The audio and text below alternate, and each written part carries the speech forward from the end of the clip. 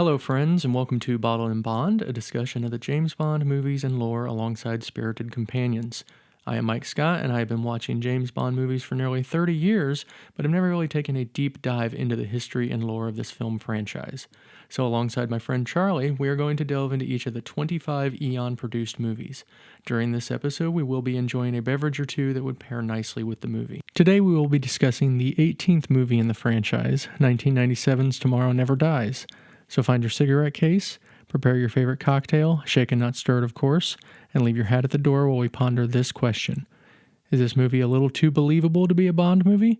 This is episode 0018, Tomorrow Never Dies.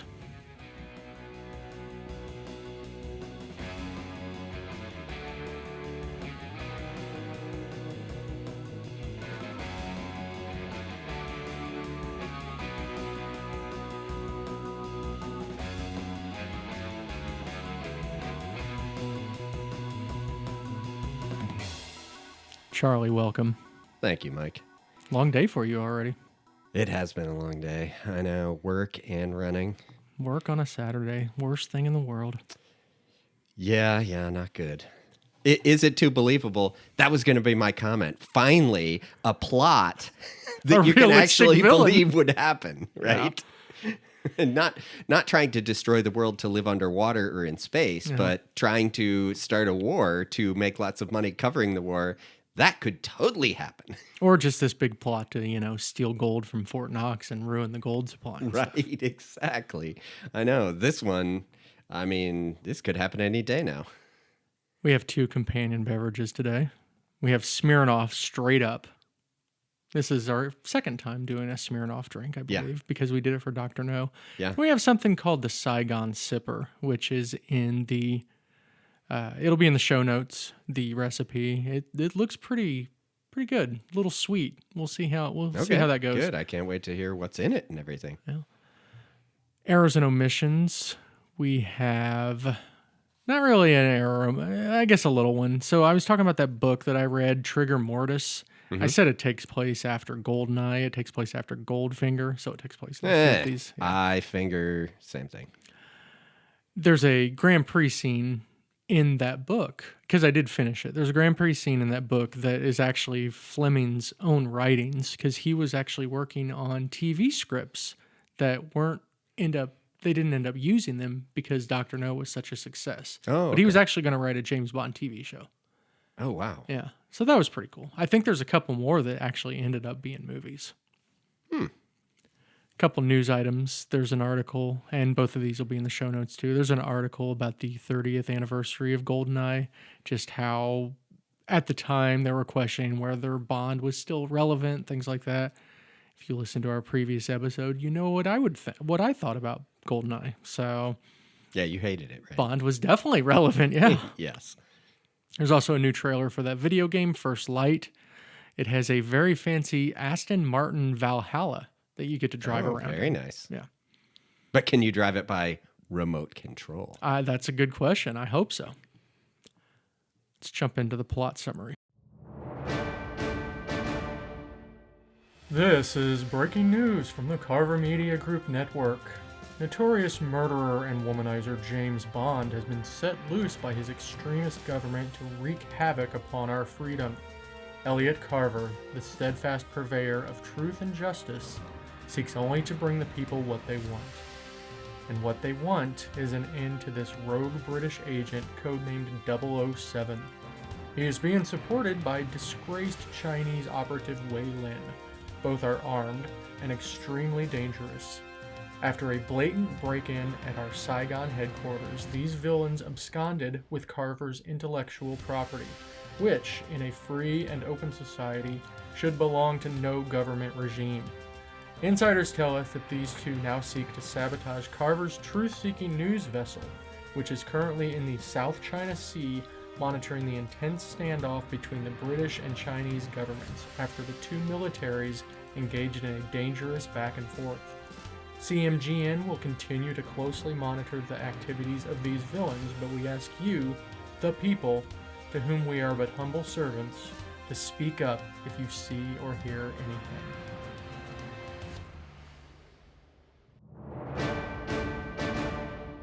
Tomorrow Never Dies. Let's talk about the cast for this one. We have Pierce Brosnan as James Bond, second of 4 appearances. Jonathan Pryce as Elliot Carver. Michelle Yeoh as Wei Lin. Terry Hatcher as Paris Carver. Ricky Jay as Henry Gupta. I don't know why his name is Gupta. That made no sense to me. We'll talk about it later. Götz Otto as Stamper. Joe Don Baker as Jack Wade. This is his third of 3 appearances. Oh, I meant to wear a bucket hat in honor of him, but I forgot. And a Hawaiian shirt. Yeah. Vincent Schiavelli as Dr. Kaufman. I've seen that guy in other stuff. He's been I in know I tons have. of stuff. We'll talk about him too. Judi Dench as M. This is second of 7 appearances. Oh, she's good. Desmond Llewellyn as Q. 16th of 17 appearances. We have one more Desmond Llewellyn. Wow. Samantha Bond as Miss Moneypenny. Second of 4 appearances. Jeffrey Palmer as Admiral Roebuck. Cecily Thompson as Professor Inga Bergstrom. Michael Byrne as Admiral Kelly. Colin Salmon as Deputy Chief of Staff Charles Robinson. And Julian Fellows as the Minister of Defense. Oh, really? You know who that is, don't you? Yeah.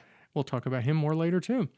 I just wanted to know if Professor Bergstrom, Inga, is like the mother of Mr. Bergstrom, Lisa Simpson's favorite substitute teacher. Wow, we just got through the cast, and you've already dropped a Simpsons I know. reference. I thought I'd Good start job. right there. Good job. Directed by Roger Spottiswoode. He was Sam Peckinpah's editor before becoming a director.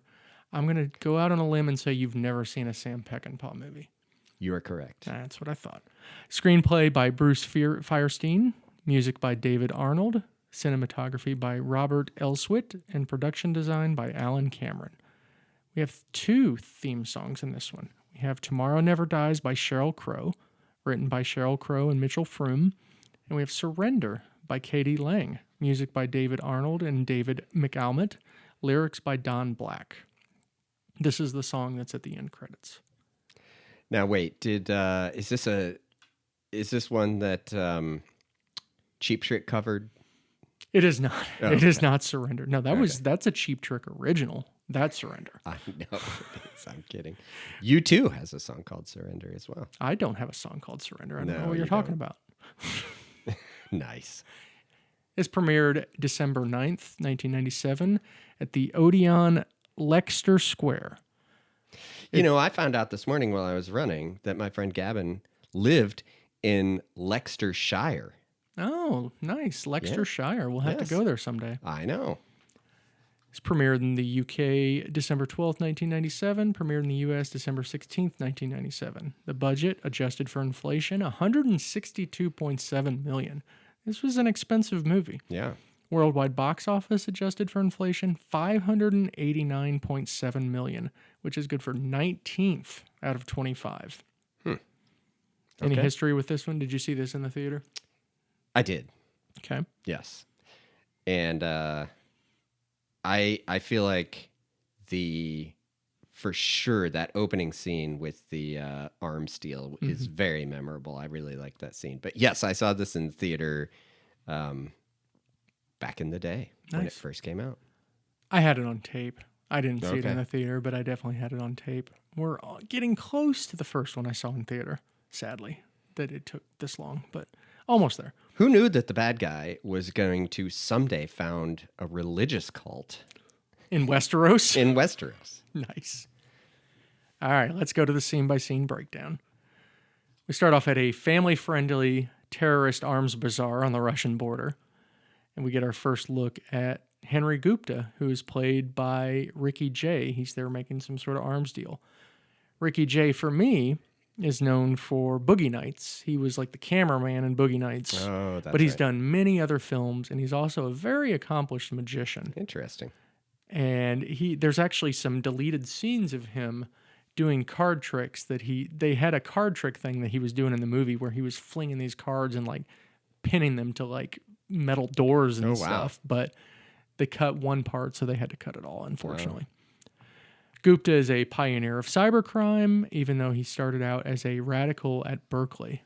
Boy, can you get any more stereotypical than a radical at Berkeley in the 60s? Exactly. Like, right, the entire student body. Yeah. We go back to MI. We're going to MI6, and we see Deputy Chief of Staff Charles Robinson, M, and Admiral Roebuck are all watching live video of this arms bazaar. Gupta is picking up the MacGuffin. The American encoder, which is used to control navigation satellites. Something that's called GPS. Yeah, they had to tell you what it was. That was hilarious. That was my favorite part. Admiral Roebuck orders the Chester, which is a ship that's monitoring this, to actually fire upon the bazaar. M's objecting to this because Bond is there taking this video. Chester launches the missile. It has 4 minutes, 8 seconds to impact. Now, did you notice when they... So I thought it was interesting when they were seeing the video of the arms deal, and they supposedly used facial recognition on their computers to figure out who was there, which would have been something they might not have actually been able to do at the time. I don't know. But did you hear the guy say one of the guys' name and said he's responsible for the Tokyo subway attack? I did. Yes. Do you know what the Tokyo subway attack is? I remember the Tokyo subway attack. Yeah, do you? I wondered if you did, because you would have been a mere child at that time. I mean, we're talking... I was old enough to drive at this point. 95? This was 97. Yeah, but the Tokyo subway attack was in 95. Okay. I'm just saying. Well, I was still old enough to drive. That was interesting. I'm guessing...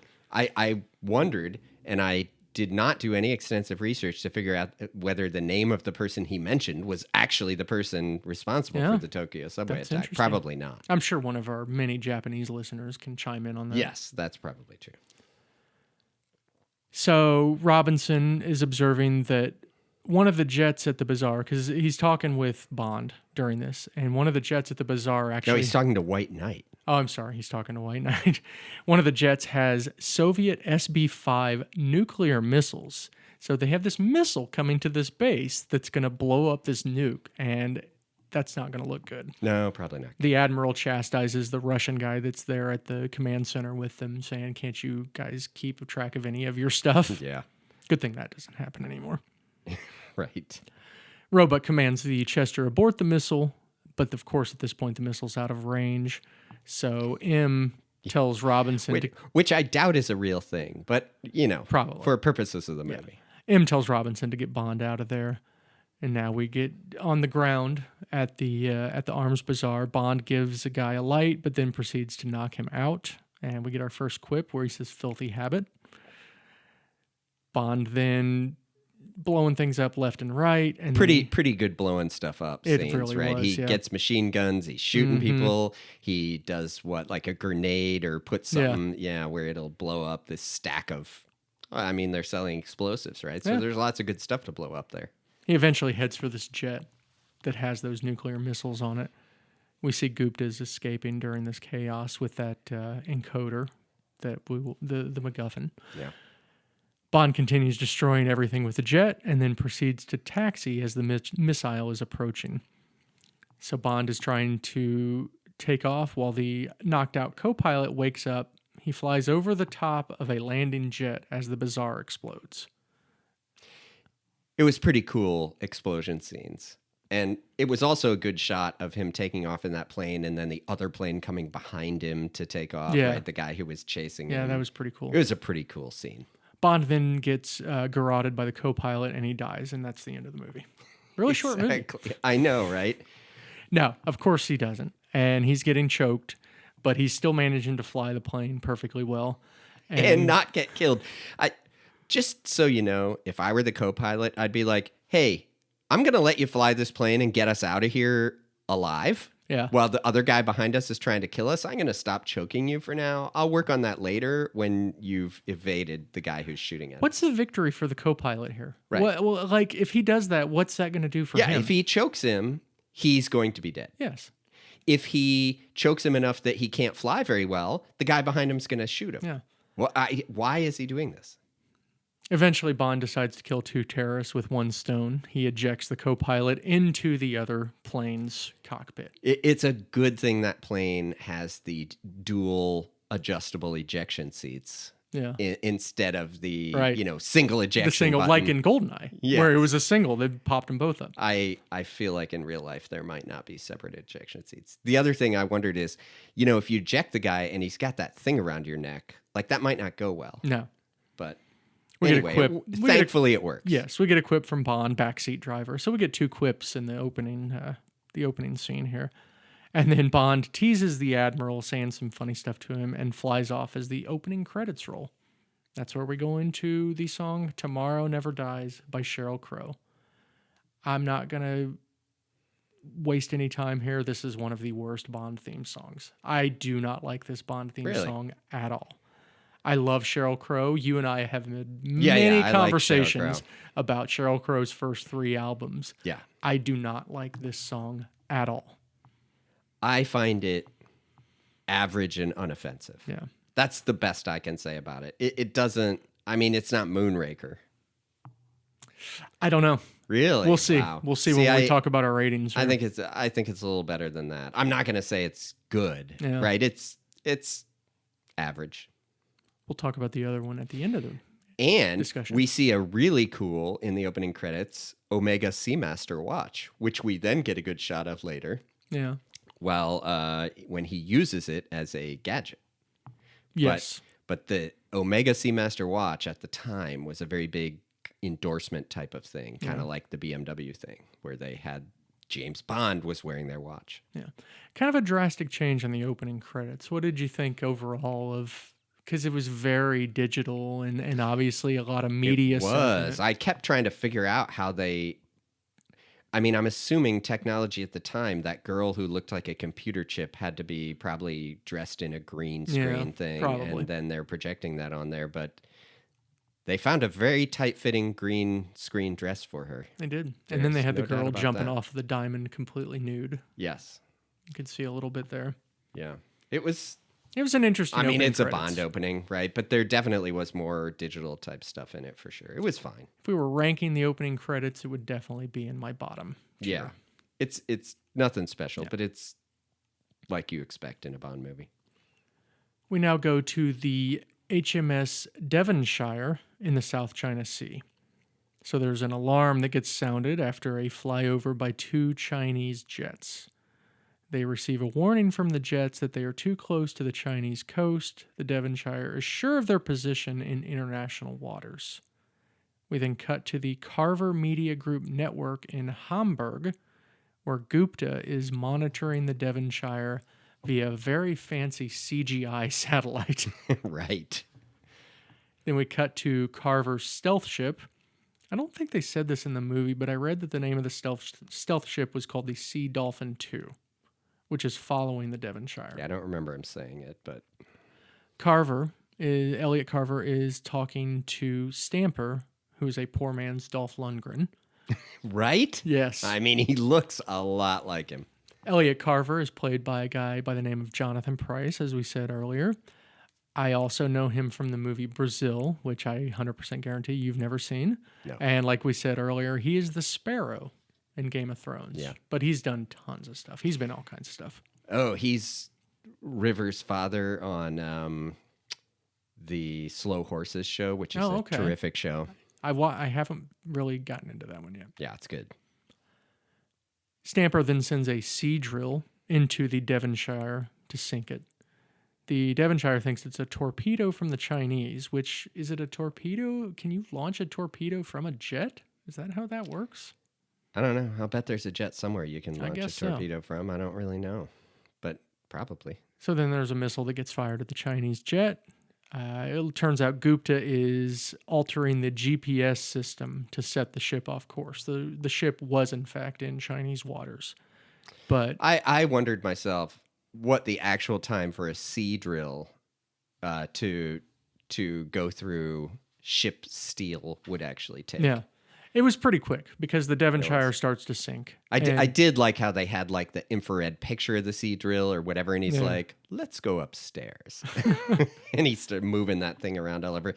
They took a long time to abandon ship. They did. When they show the outside of the ship, there's like no ship left. Like everyone's dead except like 5 guys. And then they're like, I guess we should abandon ship now. Yeah. The Devonshire gave its final location as 70 miles away from where it actually sank, so they think they'll never be able to find it. They'll never find it. So we see Carver typing up his headline for the catastrophe that he just caused. We go back to the Devonshire survivors, because some people did get off and survive.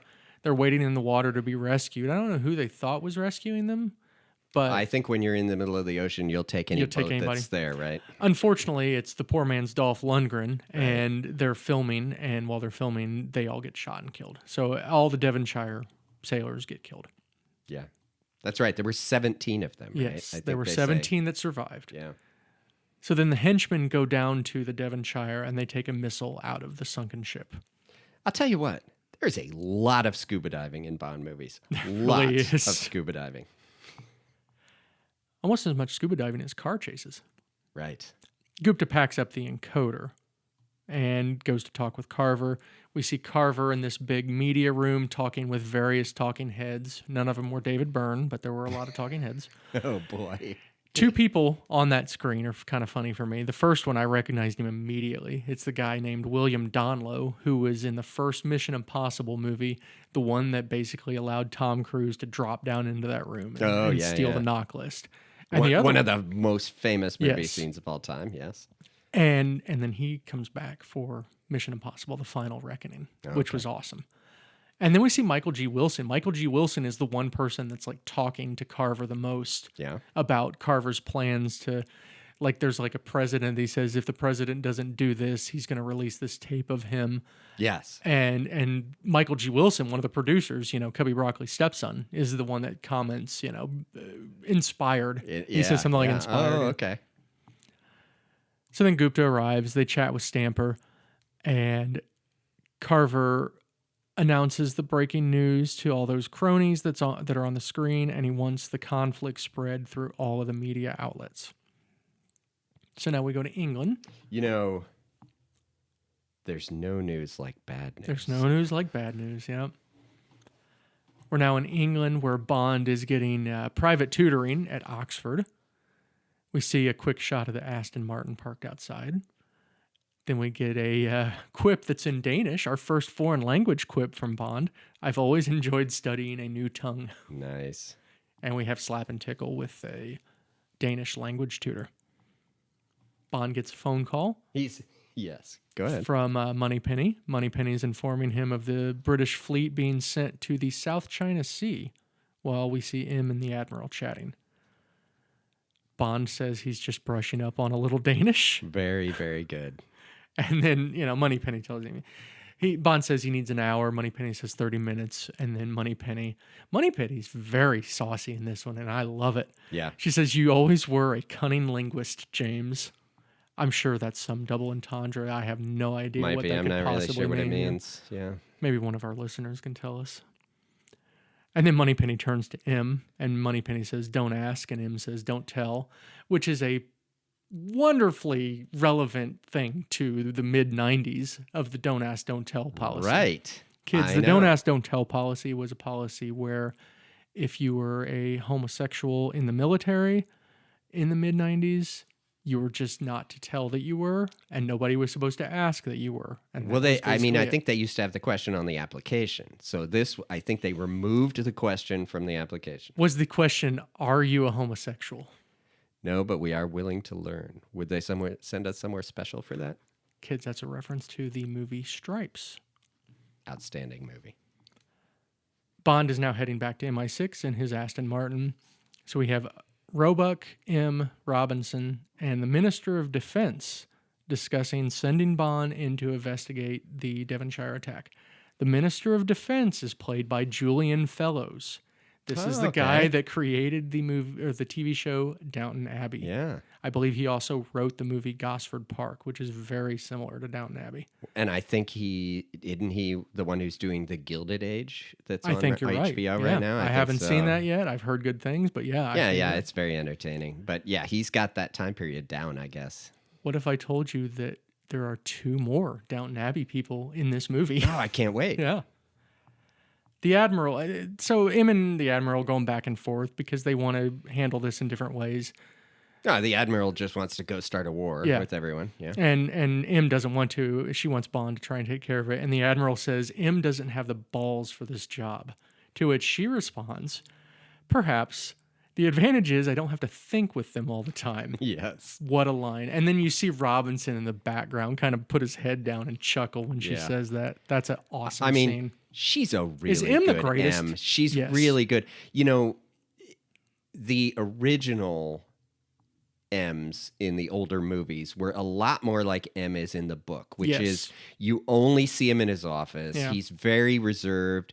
Bond is somewhat afraid of him. He's very much of an authority figure and everything. And here with Judi Dench, they're giving her a lot more Yes. to actually be involved in. You see her making decisions and all this stuff. She's pretty good. Bond then comes in. He has this thing in his hand. I think it's called a newspaper. Oh yeah, I believe you like could look at this in your hands, not on a computer screen, and actually get news from it. Interesting. And then your fingers turn all black Yes. after you've read it for a while. The newspaper is called Tomorrow, which is a Carver newspaper, and it discusses the murder of the Devonshire survivors, those 17 sailors that got off the ship, which is very quick turnaround. And they talk about how quick of a Yeah. turnaround that was. So maybe this would be a good time to start about the new ranking list I would like to start for Oh, okay. for our podcast. Yes. And we could very easily go back and rank this. I would like to rank the worst and best movie titles of the Bond movies because Tomorrow Never Dies to me is a stupid name. Wow. I mean, what does that mean? Tomorrow Never Dies. And did you read what it was supposed to be? Tomorrow Never Lies. Tomorrow Never Lies. Yes. Which makes sense because the newspaper's called Tomorrow. Yes. Tomorrow Never Lies. Tomorrow Never Dies. I mean, what does that mean? There's always a tomorrow, I guess. I guess. Although, I mean, that won't be true someday. But I'm just saying, That's a good list. I like it. I think it is a stupid name, and I do not like it, and I've never liked it. So there you have it. Oh. So we can rank the names. I'll how be good they interested are, on your right? thoughts of Quantum of Solace. then. Right. Well, that's good because it comes from like a saying in one of the books. Sure. We'll put that on there. So the Minister of Defense, after hearing this information from Bond, basically says, yes, send in the fleet, but he does give him 48 hours for Bond to investigate before they start a war, apparently. I bet he's not going to be able to do it. No. We're now in the limo with Bond. M and Robinson are also there, and they're discussing Elliot Carver, and that someone at Carver knew before the British military about this attack.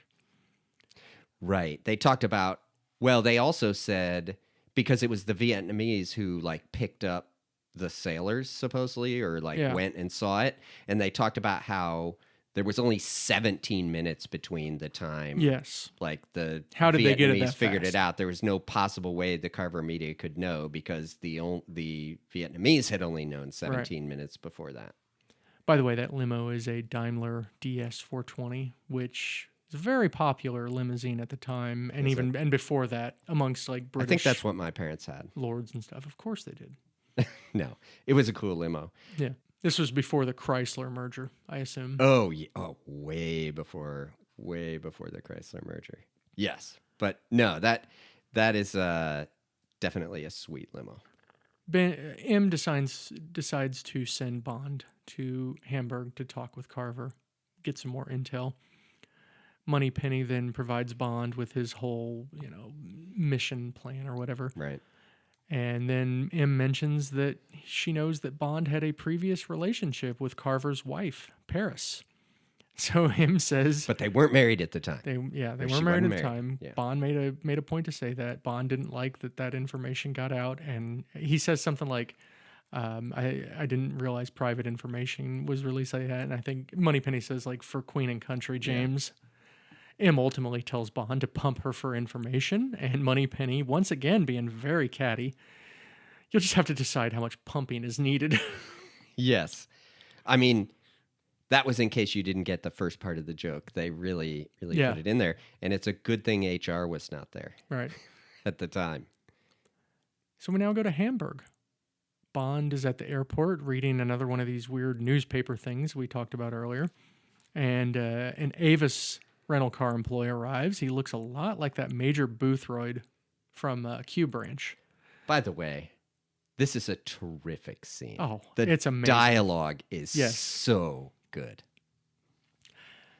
So the Avis guy, Q, takes Bond to his car. They must have ran out of regular mid-sized cars. They apparently took the reservation, but didn't know how to hold the reservation. That's the most important part of the reservation. Holding the reservation. This is, like you said, this is great back and forth between Bond and Q over the additional coverages. Fire? Probably.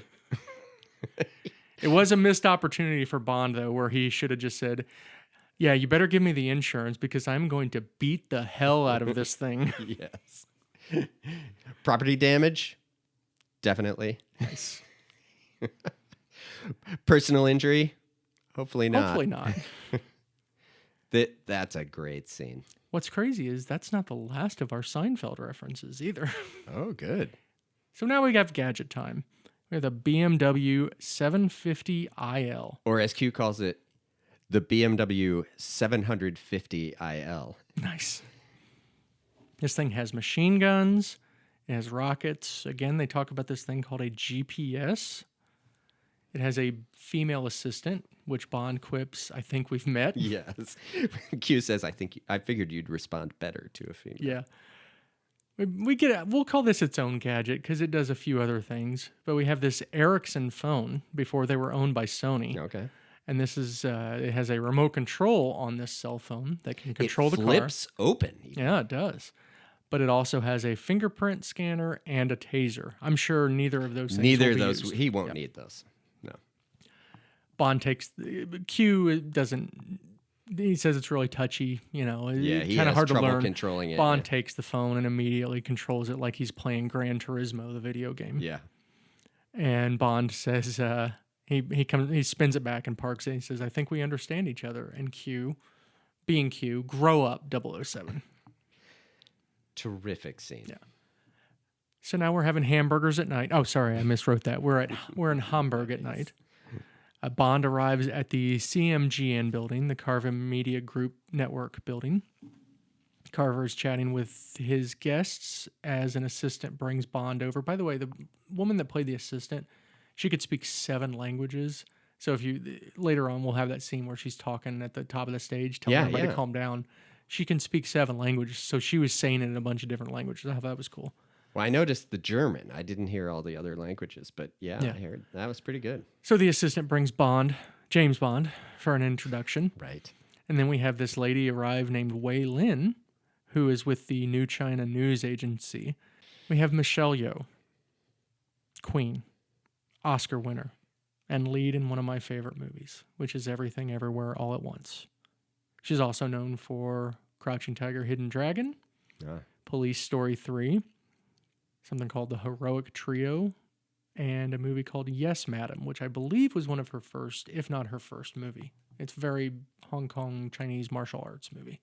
Good Police stuff. Academy 3, was she the one Police who could make all the Story 3. noises with her mouth? Police Story 3. The Police Jackie Story. Chan movies. Okay. Which I'm sure you've never seen, and I think I'm going to make you watch. Okay. Bond walks off. He goes to find Paris Carver and gets a quick slap in the face from her. This is Terry Hatcher, known for the TV shows Lois and Clark and later for Desperate Housewives. Paris orders Bond's drink for him, which is some vodka martini shaken, not stirred. Oh, how did she know? Yeah. Everybody knows, apparently. Gupta, this whole time we see Gupta spying on Bond, chatting with Paris. Bond does warn Paris that her husband may be in trouble. Carver and Wei Lin then come along, and they're chatting with Bond and Paris. Bond needles Carver about this whole South China incident, and Carver leaves for his speech. He takes Paris with him, and he's pressing her for info on Bond. She's still playing dumb, saying she doesn't know him that well and stuff. They were clearly lovers. And this, I guess I'll go ahead and say it here. Clearly, Bond had a real thing for her compared to, a lot of the other women over the years in these Bond movies. I think he really had a lot bigger feelings for her than well, that comes others. out in a later scene, It does, very scene coming up very soon here. Yeah. I mean, she's Terry Hatcher. So then Wei Lin's talking to Bond. Wei Lin's like, exactly what kind of banking do you specialize in, Mr. Bond? And Bond says, hostile takeovers. That's a good one. That is a good line. Bond then gets summoned for a phone call. It's definitely nothing else. There's these two big burly guys that come and say he has a phone call. That's clearly all it is. We've gotten to the world of cell phones, but I'm sure he totally believes that he's got a phone call in the other room that he needs to go take. Carver starts his I'm never going to be able to say this word right. His crazy speech. Yeah. He's a megalomaniac. And he gives a speech. No. He just wants peace and freedom in the world, and he wants freedom of information and for people to know the truth about everything. Right. That's all he wants. He talks about that British-Chinese conflict, and he says that it has the potential to destroy every human being on Earth. Yeah. I do appreciate when people in the media don't succumb to hyperbole. No. They just say the truth and nothing else. That's right. Bond is escorted into this soundproof room where he subsequently gets the crap beaten out of him. Now, I will say this scene, the British censors demanded that the violence against Bond be cut back. You'll see that there was a guy there with the baseball bat. I saw the baseball bat. And he was going to wail on him, but the censors said no. So it was a little tamer. Yeah, because right when I'm sitting there thinking, why aren't they using the baseball bat? But yeah. But the great thing about movies is that like you can still make it look like he's getting the crap beat out of him without specifically showing the guy hitting him. I mean, getting kicked would hurt. Yeah. A lot. Of course, Bond still eventually does get the advantage over the henchman. Yes. One of the last ones summons Stamper. Bond then destroys a perfectly good ashtray over the guy's head. Yes. That had to have hurt. Oh, my gosh, yes. Those things were not light. No. Bond then goes to some control room that just conveniently happens to be in there, cuts off Carver's speech. Carver gets very whiny. And also, apparently, those controls control the entire electrical system of the whole building. All right. Carver gets all whiny, fires his assistant. Bond's quip here was, it's time for a station break. Yes. Stamper comes in, discovers all the henchmen, got the crap beat out of them by Bond. And from there, Bond has left the building, and we go to the Atlantic Hotel, where Bond is enjoying some Smirnoff straight up. And that's where we're going to enjoy our first drink. All right. Which is right here waiting for us because it's not a cocktail or anything. So we can just edit as much Tracy edit as much or as little as we want. All right. These shot glasses are very relevant. We have an R2-D2, and we have that weirdo guy from Return of the Jedi that in Boba Fett's lair. In Jabba the Hutt's lair. I don't know his name. Yeah. Did you notice how many shot glasses were sitting there on the table in Bond's room? He's a heavy drinker. There were like 5 or 6. Yeah, but I'm like, he's one guy. How many shot glasses do you need? You're not going to catch something from yourself. Well, he lined them up. He clearly had like 7 lined up. So. He's just going. We're going to shoot these. You ready? Cheers. Cheers. I mean, that is classic Smirnoff. It is. It's Smirnoff. It's good. Yeah. I'm sorry I didn't get it in the glass bottle to be completely authentic. That's fine. It's the cheap plastic You could have bottle. convinced me that was glass. I didn't notice. Nice. Bond sitting at the Atlantic Hotel, enjoying his Smirnoff. Which this is good. This is not a bad. Yeah, no, I mean, it's not Smirnoff's bad. not bad vodka. That was $8. $8 bottle. Right. It's not. I think vodka lends itself to. I mean, this is probably partly why super fancy vodkas really aren't that expensive. Mm-hmm. It doesn't have to be aged. Bad vodka is not as bad as bad whiskey or other things like that. Probably mainly because like vodka is intended to be sort of mild and not much smell, not much taste. So yeah. I think it's the first time I've taken just a straight shot like that in like 15 years. I don't normally shoot liquor. So. No, goodness, no. I mean, probably like some Jägermeister we might have done that with or something. Maybe. But, I will say our Saigon Sipper also has vodka. It does have 3 ounces of vodka, so we're going to stick to 1 shot of the Smirnoff for our own sake so you can understand us by the end of the episode. Probably a good idea. And we can taste that vodka that we're going to put in there to see kind of how it compares. Because Charlie bought a Ukrainian vodka. Yeah. That kind of in honor of our previous GoldenEye episode, we wanted to get something that was from Russia. You can't get anything directly from Russia for some weird reason right now.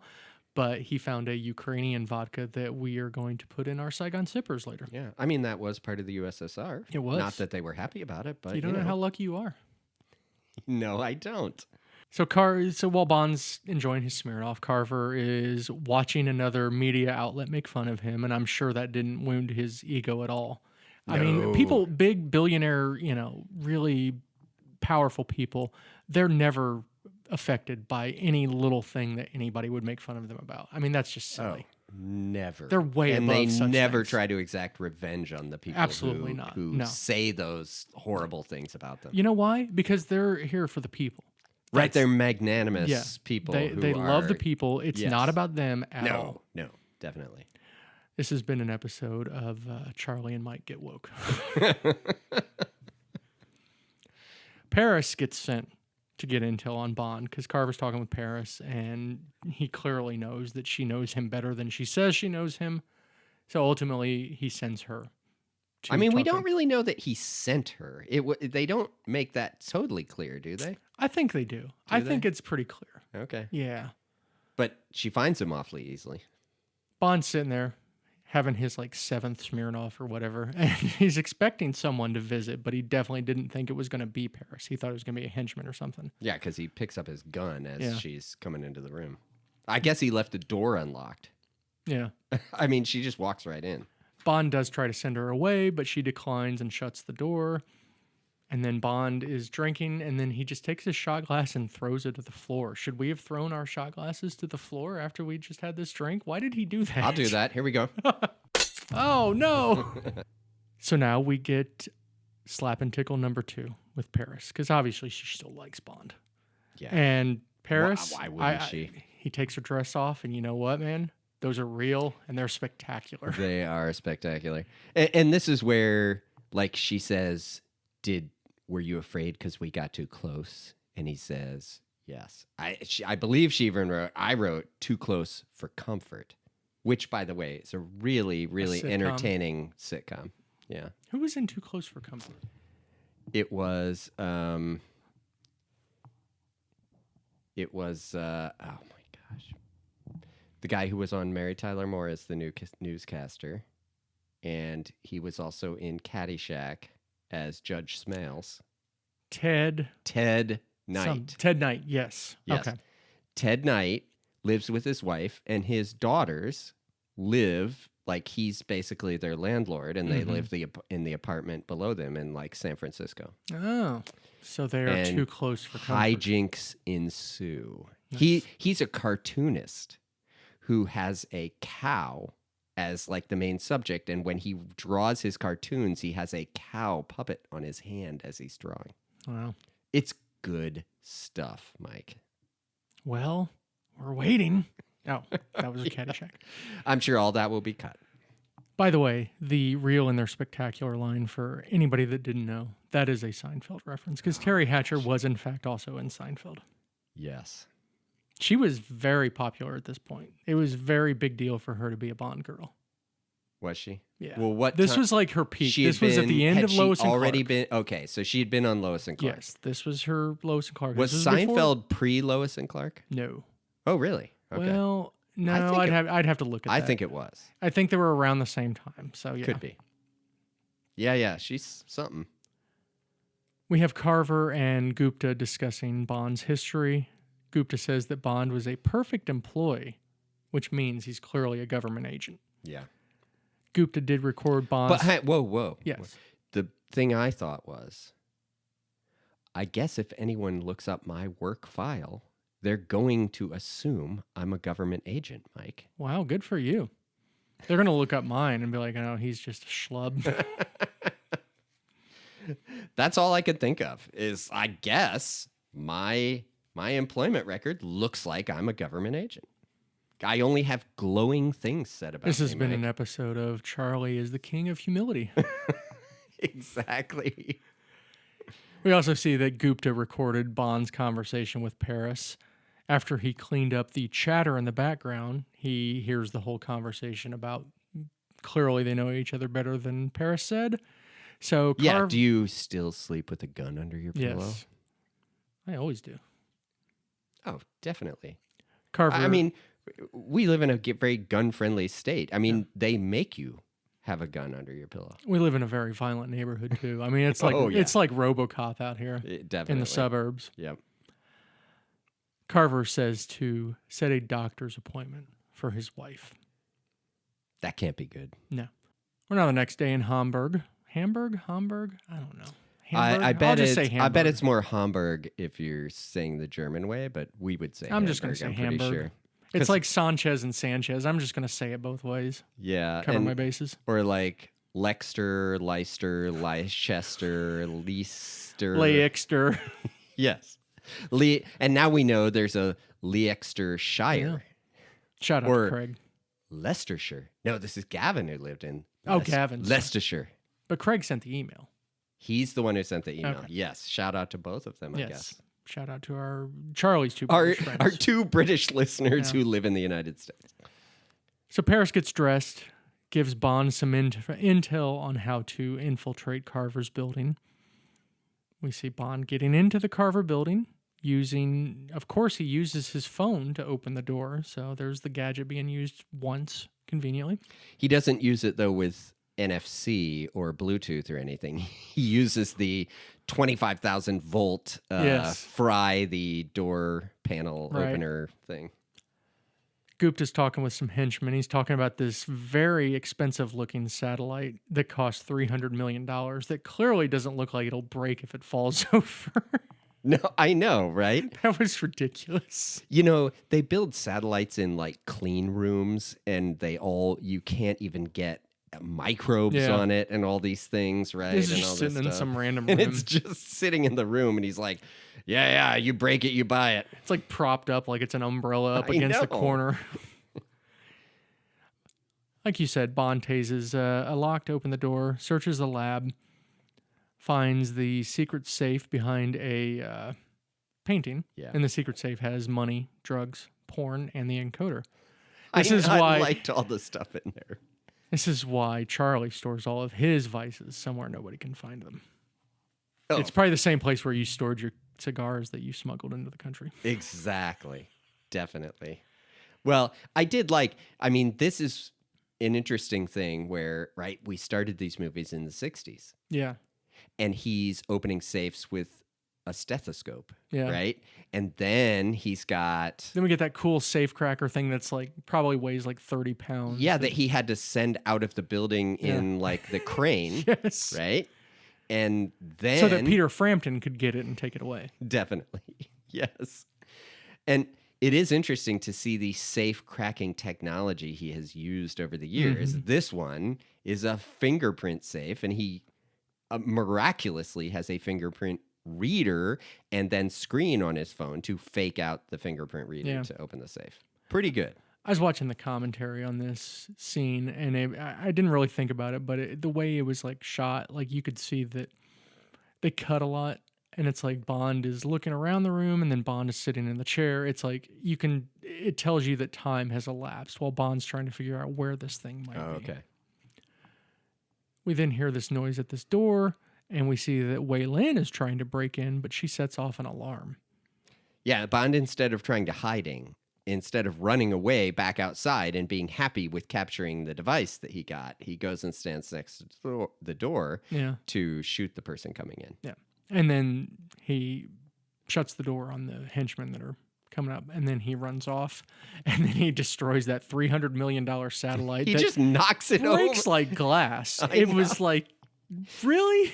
He just like bumps it a little bit. Yeah. They have it so well secured that a man bumping it slightly knocks it over and destroys it. Clearly, he's the one that's going to have to buy it. I guess.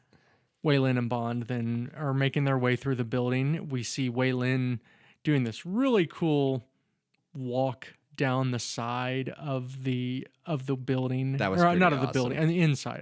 Yeah, of the atrium. Michelle Yeoh was really doing that sideways walk stunt. Nice. I love that she's waving at Bond as she's walking down it. That was awesome.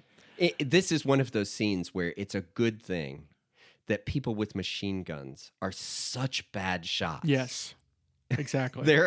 There must have been 50,000 rounds of ammunition expended, and none of them hit Bond or Wei Lin. Now stop the presses, because Bond starts taking out henchmen. He's up in the printing press room, and these henchmen are trying to get him. Printing press? What's black and white and red all over?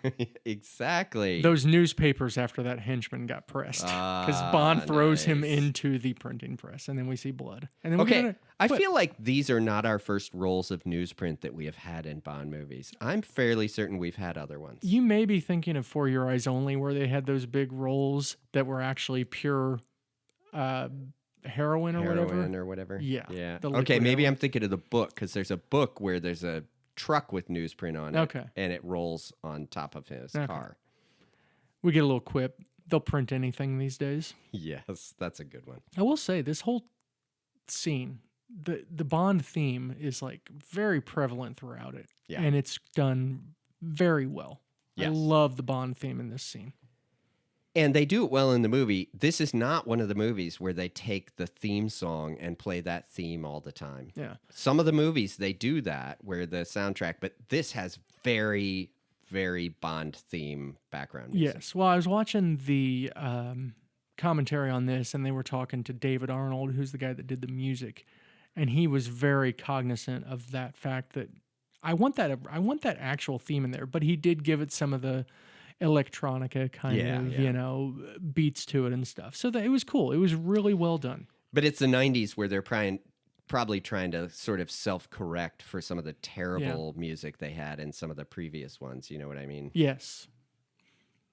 Bond escapes to his BMW, gets a call from Elliot Carver. And Carver says that you have two things that belong to me: the red box and my wife in your hotel room. So Bond goes Can't to be good. Yeah, Bond goes to the Atlantic.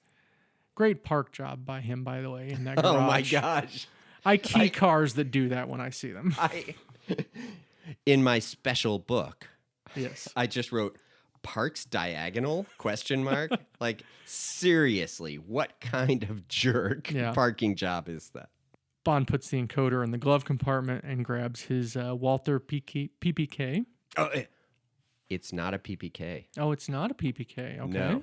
No. For next week, we'll look up, because I forgot to write down what it was. This was a new Walther gun that they wanted to release in the Bond movie. Oh, I thought it was version. just a new version of the PPK. No, it's called something else, but this is a brand new Walther gun, and they purposely, had it used in this. Okay. And by the way, he didn't just put it in the glove compartment. The glove compartment had like little automated drawers that came out of it that looked like it was perfectly meant for that GPS device and his gun to be in there. It was pretty cool. Yeah. And a fingerprint device that allowed him to get in the glove compartment and then lock it. Right. Yeah, it was very secured. The henchman arrived to get the encoder out of Bond's car while Bond's making his way to his hotel room. Bond arrives at the hotel room, and he's hearing the news broadcast that Paris Carver is dead right before he sees her body. She's dead on the bed. And then we get to see Dr. Kaufman. Like I said, this is Vincent Schiavelli, known for so many roles. Yeah. I remember him from Fast Times at Ridgemont High. Yes. I remember him from a great Jim Carrey movie called Man on the Moon about Andy Kaufman. Yeah. With the musical score done by R.E.M. R.E.M. Kids, R.E.M. is the greatest band of all time. That's all. Obviously. Henchmen are trying to break the windows on Bond's car with sledgehammers. And they're bouncing off. Yeah, they're just bouncing off. That's pretty funny. Oh, watching them try to break in, they try to use the door handles and get shocked by the car. It's pretty good. So while we have this, Kaufman, he's taken way too much time to talk about killing Bond, so we know he's not going to succeed. He had to keep him alive because they hadn't gotten in the car yet. The second time I watched, I'm like, why didn't you shoot him now? Oh, because they don't have the device back and they need the device, so they have to keep him alive, because then Kaufman's like, they can't get in the car, they need you to help them. That makes sense, because I wasn't thinking of it that way. I give that first totally, time I wasn't. That totally Second makes sense. time I got it. Yeah. So he does get interrupted by Stamper, who says they can't get into the car.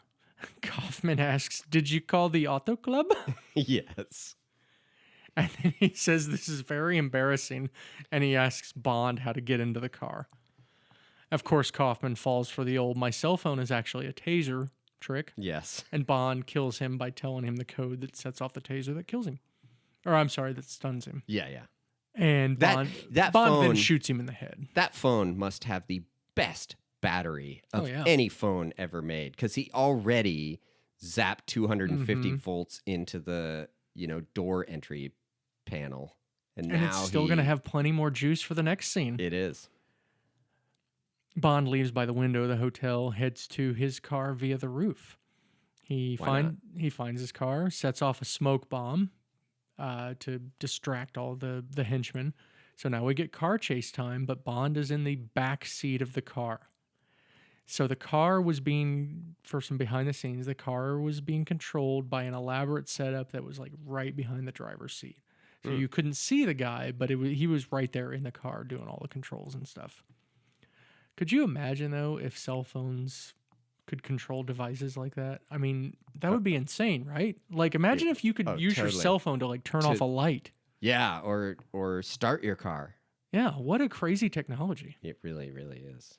I hope that never happens, Mike, because that'll be the beginning of the downfall. Right.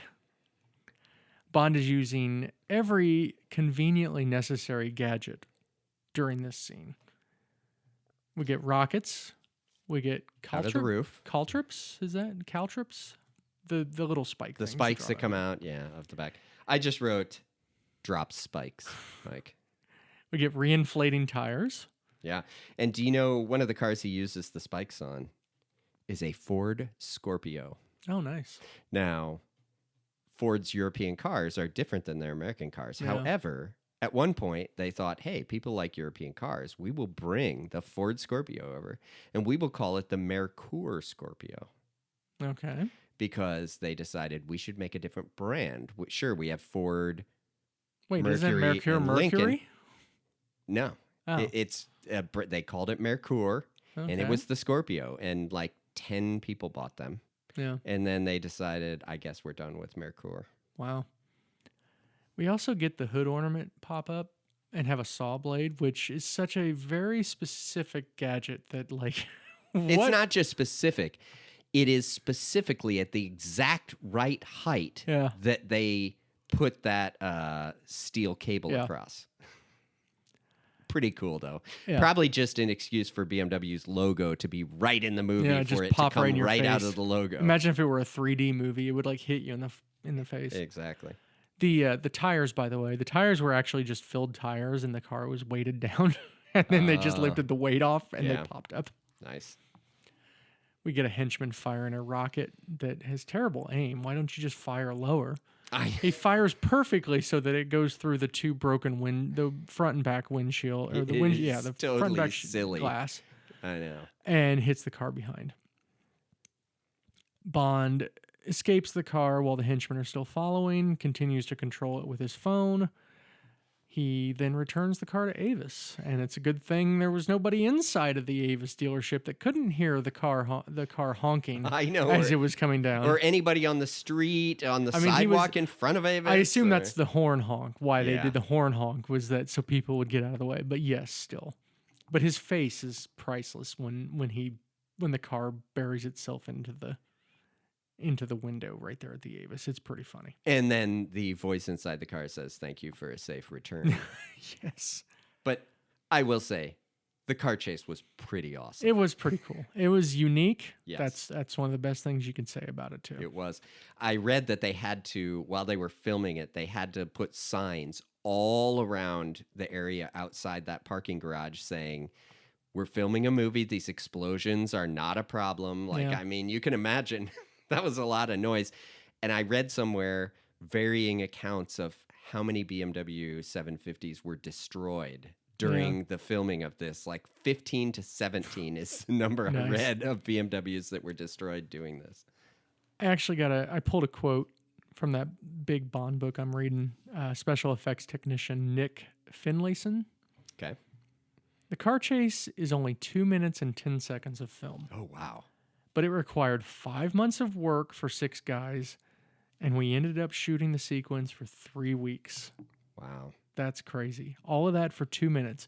And talking about that more. So going back to the big gathering in Hamburg yeah. with Carver, and they talked to like the costume designer, and they were talking about how the costume designer was picking all these specific outfits for all these, background people Yeah. at this big gala. And it's just insane how much they spent on a scene that you're not looking at anybody other than the No. 4 main people there. Right. So funny. But part of the reason you're not noticing them is they are dressed as people would at a gala, right? That's part of what makes it work. I don't know if you noticed, but some of them had on like tuxedos that looked like newspapers. Seriously? Yes. That's pretty awesome. It was pretty funny. We now go to the South China Sea. Bond arrives at a U.S. base, and this is the first time we see Pierce in full Navy uniform. I don't know that we've seen Bond in a uniform like this since You Only Live Twice, when Connery got buried at sea. That might be. I think so. Yeah. He meets with Jack Look it up. Wade. Listeners, go look it up and let us know. He meets up with Jack Wade. Jack Wade, he says, officially we are neutral in this turkey shoot between the British and the Chinese. Unofficially, we have no interest in seeing World War III unless we start it. Yeah. Go America. Great Team line. America. F yeah. I know, exactly. I should put some Lee Greenwood on right now. Yes. Do you love how he calls him Jimmy the whole time? He does. That's awesome. I like Jack Wade. I don't know why they decided to say, we don't want Felix Leiter anymore. We'll just do this Jack Wade guy. Well, Felix Leiter, weren't his arms eaten off by a shark? Yes, because continuity is very important in the Bond I know, movies. right? Bond meets with a guy by the name of Dr. Greenwald. He is Air Force's GPS expert. And he brought a mobile GPS checkout device that is conveniently 15 feet from where Bond lands. Yeah. Greenwald explains what the encoder is able to do and explains the incident with the Devonshire. And then we see Bond and Wade up in a plane, and Bond is going to do a halo jump. I got a big aside here. I'm going to go very specific about what a halo jump is. Is this a jump you do in a certain Xbox video game? Yes. Okay. Also, When you hit the X button. two meanings to it. Yeah. I actually knew what this was. I was pretty proud of myself. This is called a high altitude, low opening jump. It's a type of parachute jump from a high altitude, often used for military operations and civilian skydiving experiences.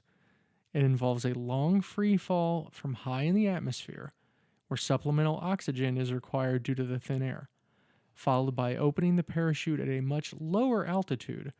This high altitude, low opening technique allows military forces to insert personnel or equipment over enemy territory with minimal risk from surface to air threats. So basically it makes it so because you're not opening the chute until way late, Right. you're not going to get sensed as you're coming down. And it looks like a lot of fun to get 15 feet from the ground and then open the parachute. It looks great. BJ Worth, I believe, was the guy that did this. BJ Worth has been working on Bond movies at this point for probably 2 decades at least. BJ Worth and some guy who was filming him. Yeah.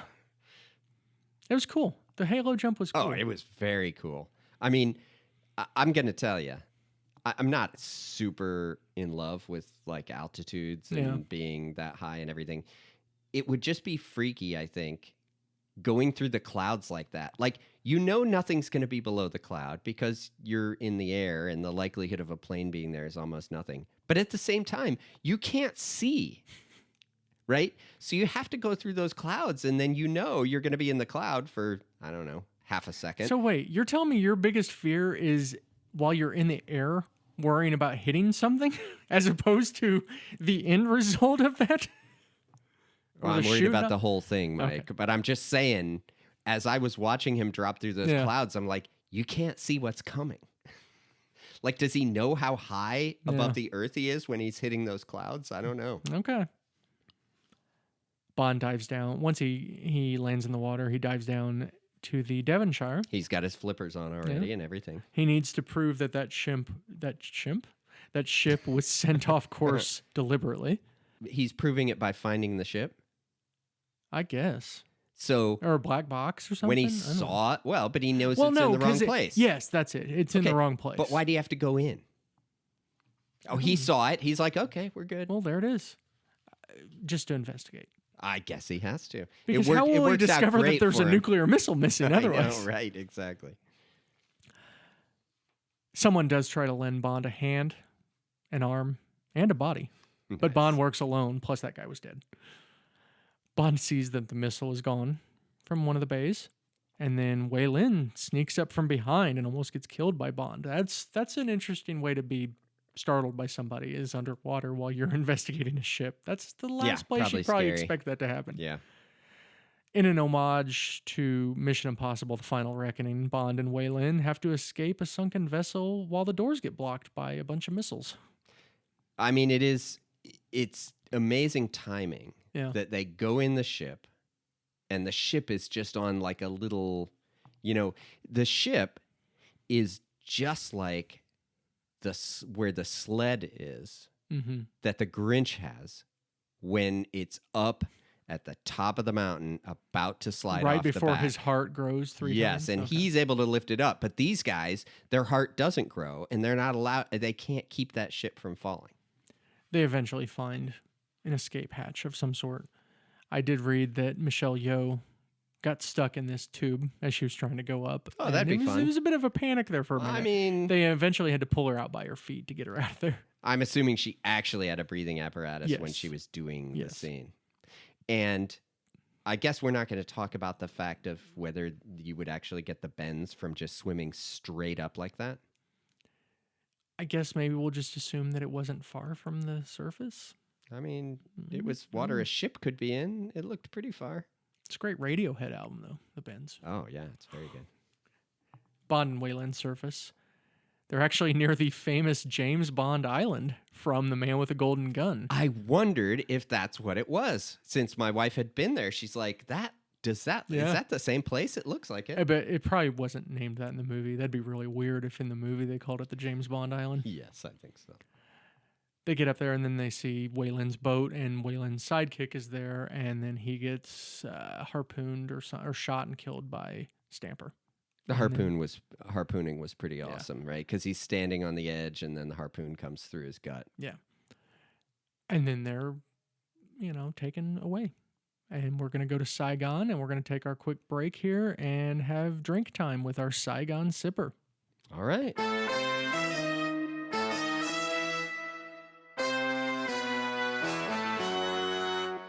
We are back with our Saigon sipper. Good. This one took a while. It did. And Countess Tracy wasn't here, so Count Mike made this one. The Saigon sipper has 3 ounces of vodka, which we've already had 1.5 ounces, so we'll see how we feel by the end of this. 3/4 of an ounce of fresh lime juice, 1/2 ounce of sweetened condensed milk, 1/4 ounce of agave syrup, dash of orange bitters, pinch of kosher salt, all of it on crushed ice. I wonder what this has to do with Saigon. I don't know. I think there's like a non-alcoholic drink there that is kind of similar to this. Oh, okay. So cheers. Cheers. I don't know what to make of that. It's not as sweet as I thought it was going to be. No, in fact, I taste a little bit of the lime, probably more than I thought. There's with a lot of lime. All that sweetened condensed milk and vodka in there, I'm not sure I knew you'd catch that much lime. It is very refreshing. It is. It's better on a, summer day than a almost winter day. Although it's not bad out. It's not too bad right now. I don't mind that one, actually. No. I don't mind it at all. No. I really thought it Not was a bad going to be invention. like way too sweet. Yeah, I did too. Good stuff. Yeah. You think anybody cares about the drinks we make? I doubt it. Like, does anyone ever listen and make those drinks? Of all the 5 people who listen to this thing, write in if you've ever tried to actually make one of these. Any of them. I mean, we've done like what, 23, 24 at least. Probably closer to 30 or 40 drinks. I think I do have a friend from college who I think might make the Sazerac. Because I did let her in on that, and she likes whiskey. And she also sends out a text every Friday of the drink she's having and a whole theme, an amazing like whole decorating thing in that theme. And I said, this might be good Mardi Gras time, right? So it might happen. Stamper takes Bond and Wei Lin to Carver's Saigon headquarters via helicopter. So this was originally supposed to all be filmed in Saigon, but then at the last minute, like almost literally the last minute, the government backed out and they had to move all of this production to Bangkok. So this is actually in Thailand. Wow. But for the purposes of the episode, it's supposed to take place in Saigon. We're drinking Saigon sippers. Oh, yeah. We don't drink stuff based on where they actually film things. We do it based on where it's supposed to be. Yeah, because then we'd just be drinking a ton of Old Speckled Hen, which is not a terrible thing. That would be fine. Like I said, this was all filmed in Bangkok. So Bond and Wei Lin are talking, and he sees the building that has a giant poster of Carver on it, and he goes, "Another Carver building. I'll be curious if you heard this." His quip: "If I didn't know any better, I'd say he developed an edifice complex." I did not get that. I even wrote down Oedipus complex because that obviously does not make any sense. What's interesting, though, is his mouth is not saying the words that are coming out of the audio. So they dubbed it later. Yes, but he is saying edifice complex, which makes a lot more sense. It makes a lot more sense. But boy, is it hard to hear that difference. Yes. Especially when there's only one of those that you've ever heard before. Yeah. You know? Wei Lin, as they were going into the building, she notices that General Chang is in the building. We'll talk about him a little later. Carver. Is he the one with the chicken? What? You know, the spicy chicken that you get, the fried chicken. General So. Oh, right. Wow. Okay. All right. Yeesh. I knew it was somebody. This has been an episode of Charlie is Anti-Woke. No, I like General So's chicken. It was just a joke. I know. Carver, they come in to see Carver. Carver shows off his headline for Bond's death. It's revealed that Wei Lin is actually part of the Chinese People's External Security Force. Who could have guessed she wasn't a reporter? Yeah. How'd you like his one-hand typing? Can you do that? Could you type entire sentences and everything with one hand like I that? wrote down type with one hand, question mark. That was insane how fast he was using those keys. If you slowed that down and listened to the words he was saying he was typing and saw how many times his hands were hitting the keys, I'll bet he hit the keys 10 times more than what it would take to type that thing. Right. That was ridiculous. Yeah. We get a lot of back and forth here. We get some exposition from the psycho villain, of course. And Bond eventually tells him he's insane, to which he replies, "The distance between insanity and genius is measured only by success." Guess that means I'm kind of borderline. I know. This is my new favorite saying. I wrote that one down. I'm like, oh, I'm going to have to use this at work. Please do. And report back when you do. Of course, the villain now plans to leave to meet with General Chang and trusts his henchmen to torture and kill Bond. So that, so of course 007 is going to die right now because that's the way that works. This is the scene where he dies. Okay. Yes. What'd you think of all those torture tools? Because I guess I should expand a little bit. Stamper was a disciple of Kaufman, the guy that Bond killed earlier. Right. It was like a father figure to him. Yeah. And they were talking about how, the goal is to torture somebody for as long as possible before they die. And he said the record's 52 hours. Yes. And he hopes to break it. I hope to break that record. He should have just said, "I must break you." Yes. I will say, that was a pretty nasty looking tool The that little he hook took thing? out of that thing with the hook. And he's, use this last. Remove Mr. Bond's heart when he has a few seconds to see its beating, his final beating. Nice homage to Indiana Jones and the Temple of Doom. Yes, Kali Ma. Kali Ma. Of course, Bond and Wei Lin fight their way out of this whole conundrum. She's got a pretty mean kick. Yeah, I should say they're handcuffed. Bond and Wei Lin are handcuffed. Because that makes the fighting better. Because now, did you know? Because I know quite a bit about Michelle Yeoh at this point. I've watched several movies and stuff. She is not professionally trained martial artist. She doesn't have black belts or anything. Interesting. Yeah. Which is makes it all the more impressive. She's very flexible. Yeah. I mean, she really gets that kick up high.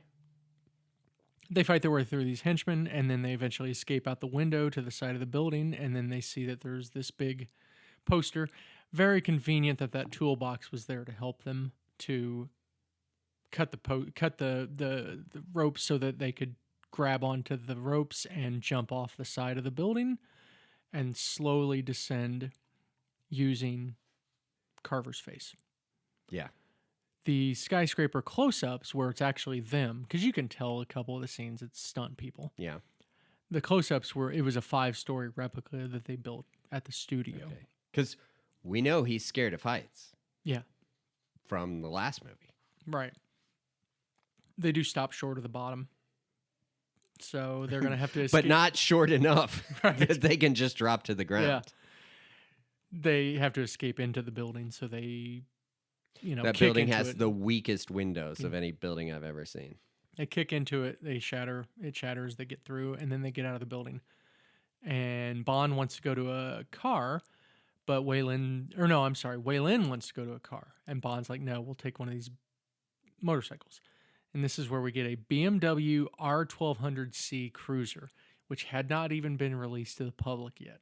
Yeah, I was going to say, very convenient. It just happens to be a BMW motorcycle. Gorgeous. It was motorcycle. a very cool looking Yes. motorcycle. So now we get our bike chase. And I read, who knows if this is true, that the director took each one of them aside independently of each other and said, don't let the other one get the driver's seat. You go for the driver's seat when we shoot this scene. And you can see they're both fighting to be the driver when they get out there to the motorcycle. That's awesome. We get our bike chase. Waylon, so they're still handcuffed. Yeah. So Waylon, they want to see how many are pursuing him. Waylon flips to the front of Bond. Very sexy scene. I mean, yeah. Don't get any ideas. Yeah. To spy the followers. She knocks over some barrels and then causes a wreck that sets off some fireworks because, of course, there has to be fireworks. The fireworks, I mean, that's a great touch, right? They eventually are pursued by a helicopter. And this helicopter, they often employed CGI propellers for shots. Obviously, you can't do some of this stuff with actual propellers. My gosh, no. So it was like on a crane and everything. But it looked good. I mean, it's amazing that CGI from 1997 could look better than some of the CGI slop you see now. It's pretty funny. Probably because they used it sparingly. Yes. Right? It wasn't the entire scene. It was one little piece of the scene. Yeah. But the only thing, first of all, it's great when she says there's a helicopter. He says, all right, keep your shirt on. And there's just a shirt, a shirt from the laundry. Yes. And, but the only thing I could think was, if those helicopter blades actually touched anything while it's sideways like that, it would probably destroy the balance. It would mess up the and helicopter. It would like tear a blade off, right? Or something. The big CGI propeller scene, of course, is when they're in the building and he decides he needs to jump over the helicopter into another building. Obviously. So they do that. And they crash and they go down a floor and then they ride the motorcycle out. Now, if you notice, there's a naked lady in that house. That they crash into. Yes. Yes. That the censors, and this was probably the American censors, because like we've said, UK censors, it's about violence. US censors, it's about sex. Yeah. So the censors cut the scene of the naked lady a bit. So I'm assuming that she was... The real one you could see more, maybe. Probably. Yeah. The chopper then pursues them on the street. And again, of course, the blades are CGI. Yeah, it's like slanted, right? Yes. And it's going down the street very slowly, slanted, and like tearing up all kinds of things. And on all the side real, of the streets. these were like actual Thai people. Sure. It was just extras. Yeah. So that would have been fun for them. But they're all panicking, running away from it. They get to a dead end, and there's a laundry line. Yeah, a laundry line. They cut the laundry line, and then they take the laundry line, slide down under. And this was Pierce Brosnan and Michelle Yeoh, the slide under Really? stuff. It was they slid under. I bet they didn't actually drive the motorcycle at like 30 Right. miles an hour Yeah. and fall sideways. They Exactly. were probably lying on the ground with a hook and Yes. a rope pulling the motorcycle sideways. Yeah. But it was cool. It was cool. So they slide under, and then they wrap the clothesline around the helicopter, which causes the propeller all screw up, and then it crashes into a building. Hopefully nobody was in that building that died. I know, right? There were lots of people who could have been hurt. Yeah. The people at Avis, the people in this building. Yeah. Another great use of the Bond theme. You get that classic Bond theme during this stuff. It's so good. It's really good. So after that, we get shower time. And Waylon... On the street. On the street. Just on the street, people take their showers, I guess. Waylon's earring is able to pick the lock on the handcuffs, so she uncuffs herself and then cuffs Bond. Which she just now remembers after being on a motorcycle and going through all the gyrations of like barely being able to survive. She clearly liked the gyrations. I guess. Let's be honest. Cuffs Bond to the pipe. Bond just rips the pipe out. Yeah. And then, but like Bond, of course, she works alone. Because Bond was talking about right? wanting... That's all I could think of. Bond was talking about them working together to finish this and stuff. Bond searches for Waylon, sees some shady guys entering some sort of little house. Obviously, this is her safe house. So now we have Waylon and they're fighting all these henchmen. Pretty good martial arts fighting scene. And these henchmen that were fighting with Michelle Yeoh, they actually worked in Hong Kong movies with Michelle Yeoh. So she knew them. So definitely they a way knew how to make choreograph their stuff. Exactly. Yeah. You have got to watch... Not that this is her movie. Police Story 3 is great too. But you've got to watch Police Story 1. Have you ever seen like a Hong Kong martial arts movie? Like, not that I'm aware of. We need to watch one. We should just have a night. Not even podcast. My wife's been to Hong Kong. Nice. And Bangkok. And Bangkok. And Bond Island. Yes, she's been to Bond Island. Yeah, I know. It's crazy. She's been to these places. Yeah. We're back on the street. Well, I should say before that. So this fighting with Waylon in the safe house, Michelle Yeoh did all of this except for the backflip where she steps onto the pillar and flips over the guy. That was a stunt person. That might be a skill. Yeah. Other than that, it was her though. Nice. Bond's out on the street. He sees somebody trying to light a cigarette, and he offers someone a light for the second time in this movie, and then just knocks him out. Yeah. 007 arrives just in time at the safe house to take out the last henchman before he can shoot Waylon. Yeah. I find it very offensive and demeaning to men that Bond had to have so many undone buttons on his shirt during this part of the movie. Yes, I know. Men are constantly being used as sex objects in movies like this, Mike. Yeah. I can't stand for it. We should start a club called No Ma'am. Right. Against this kind of stuff. We really should.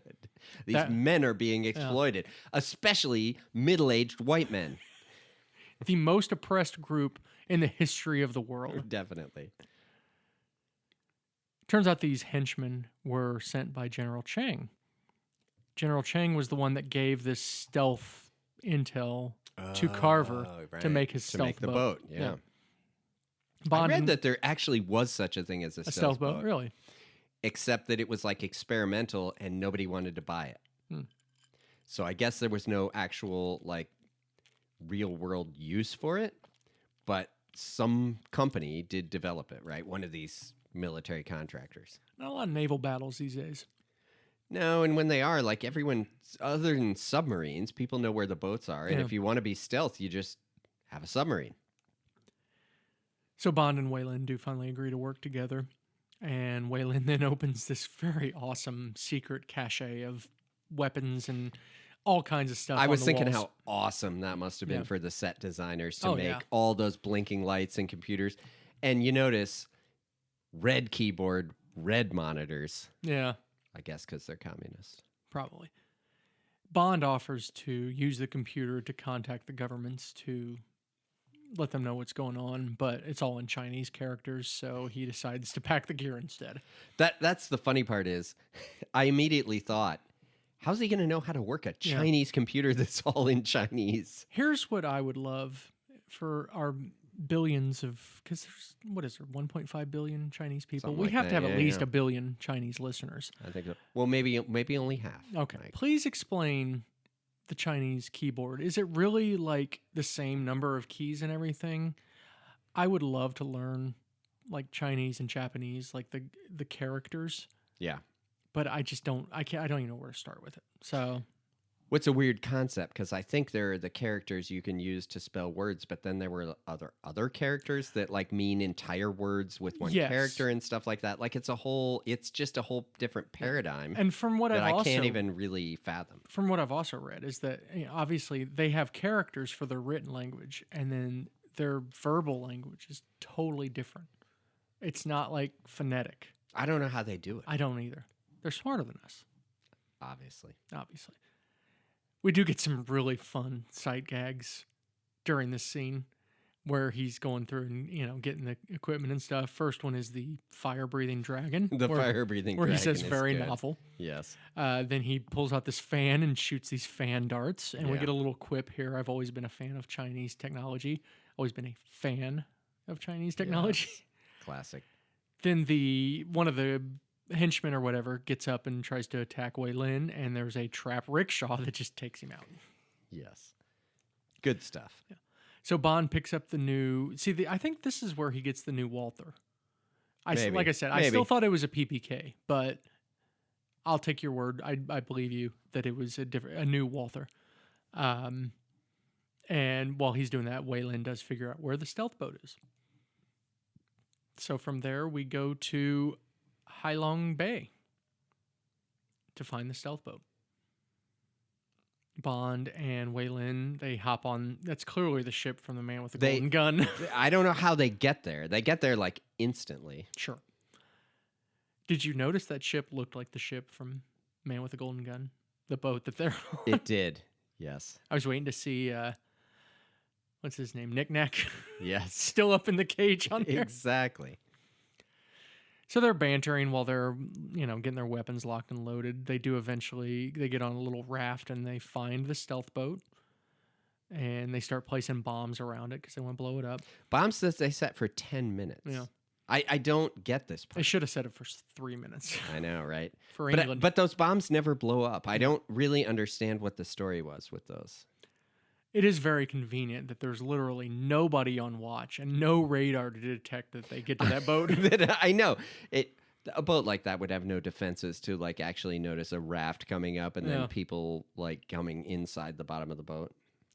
We see Carver on the boat. He's instructing the underlings to fire a missile at each of the fleets because at this point we have the British and Chinese fleets in the ocean.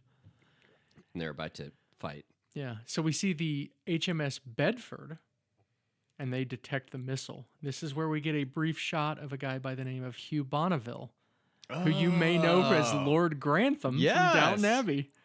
And Grantham's trusty valet, Mr. Bates, played by Brendan Coyle, is also on the ship. Come on. He's to the left of Bonneville, but I watched this movie 3 times. I never saw him. I did see a deleted clip.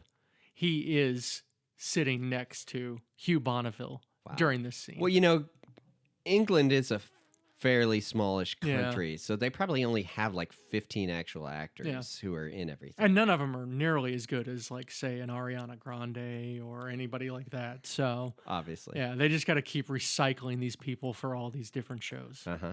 This is where we lose all of our British. All of our British listeners are gone. Or women listeners, because they know that you're making fun of Ariana Grande. We just saw a concert with a song saying we want to smell like Ariana Grande. We did see that concert. Wow, that was quite the tangent there. I know. Back to R.E.M. is the greatest band on earth. Yes. Carver does catch a henchman asleep at the wheel. He was probably playing on his cell phone. And Carver sees that Wei Lin is snooping around. So Carver... Why do I even pay you? Right. Carver knows that Bond is there.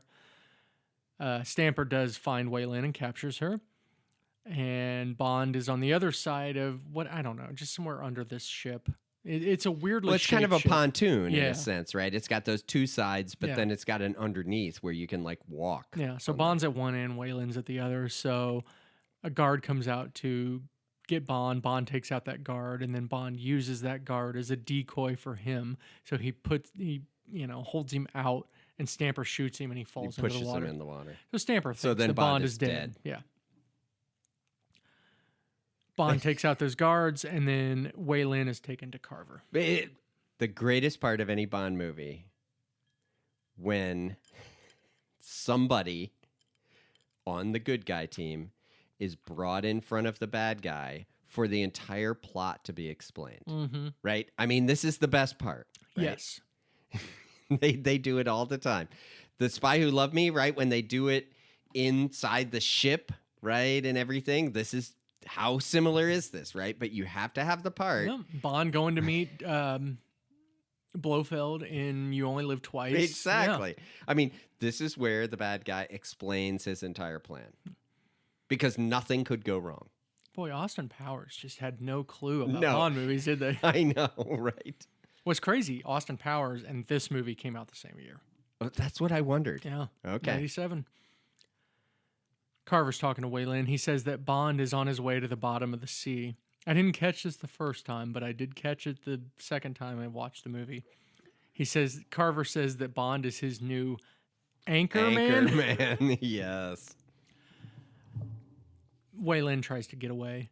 Nobody is kung fu fighting, but Carver tries before uttering pathetic. Oh my gosh, that scene is that was improvised. So was it really? It was. That was pretty funny and ridiculous at the same time. As our kids would say, that was kind of cringe.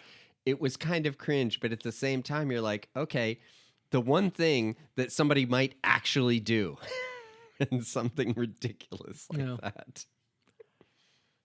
We're back at MI6. M is telling Roebuck about the stealth ship and that Carver has been playing both sides against each other.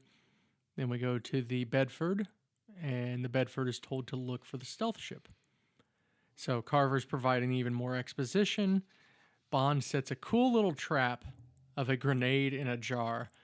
And this idea actually came from Pierce Brosnan. Pierce Brosnan said he was at a bar in South Africa one time, and there was a guy at the bar that asked for a drink and he was being ignored. He took out a grenade, put it in a glass jar, and then he started tapping the jar, waiting for his drink.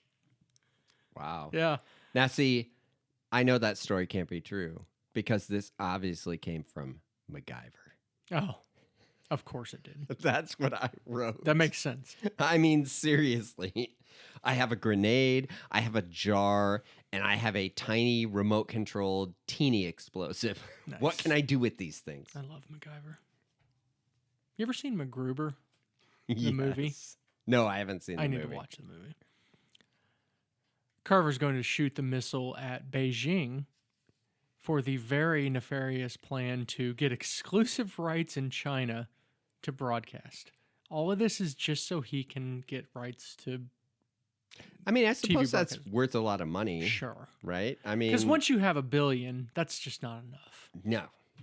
No, it's definitely not. I mean, you'd almost think that the world is not enough at that point. Oh, wait, wrong movie. Nice. I do want to give a shout out to the automatic doors on the ship. Of course. Which, like, fly up into the ceiling or whatever and come back down. Because when you build a ship, you have a lot of space above each area for a door to slide up into. Yeah. Right? It's just the most space economic way to build a door into a ship is to have it automatically slide up into the ceiling. General Chang, his part of this agreement is that he gets to take over the government. And then he's going to calm all of everybody's like outrage and everything, and they're going to have peace. And then Carver gets his media empire in China. Bond eventually captures Gupta, and he offers him up in exchange for Wei Lin. So Carver has no use, because Gupta tells Carver that everything's ready to go to launch the missile. Okay, how stupid is that of Gupta? Yeah. Like, if you're a bad guy, don't you know that you're about to be sacrificed if you admit that your job's done? Yeah. But like, no, it's not ready to go at all. Like, I have to do like 50 more steps before this is ready. I've got to recondition the phalange before we do this. I have to. The flux capacitor is not turned on. So Carver has no use for Gupta anymore, so he shoots him. Let's talk about how good of a shot Carver is. I mean, that's like... With a handgun from like 50 30 feet yards. Away, right in the heart. Know. Exactly. Pretty impressive. I know. That's a good shot. Without basically even looking through the sights of the gun. Bond does, at this point, he sets off that grenade in a jar, and Wei Lin is able to escape. Wayland's running away. She kicks some guard's ass and then takes out another guard with a throwing star, because of course you have to have a throwing star if you're going to have somebody do martial arts the entire movie. I thought those were Japanese. Who knows? It's still pretty badass. Yeah. And then Bond walks in and shoots the other guard. That Wayland was she didn't have anything else at that point, so it's a good thing Bond showed up. We're back on the Bedford. They're getting more instructions to prevent the war. They shoot a flare at the stealth boat as the nuke is put into position. And then Bond and Wayland split up. One of them's going to the engine room. Wayland keeps mowing down. Yeah, because the boat is going so fast that it's going to get away from those ships because it's smaller and more nimble. Wayland keeps mowing down guards. She gets to the engine room, shoots the panels, turns off the engines. Yeah. I mean, she probably could have just hit the off button, but, who cares? I mean, you got to be sure. Right. Bond takes out some guards. Again, another great use of the James Bond theme during this scene.